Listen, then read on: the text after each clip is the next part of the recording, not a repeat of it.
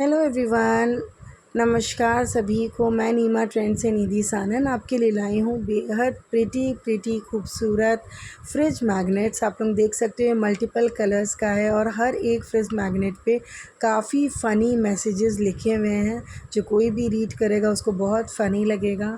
जो जनरली घर की जितनी भी माताएं हैं वो ज़रूर इन टाइप की कुछ लाइनें अपने बच्चों को खाना खाते वक्त या डेली रूटीन में बोलती हैं। तो हमने सोचा क्यों ना इन सभी मैसेजेस को, प्यारे प्यारे यादगार मैसेजेस को एक फ्रिज मैग्नेट में कन्वर्ट किया जाए। सो ये बहुत प्यारा मैग्नेट है। Thank you so much.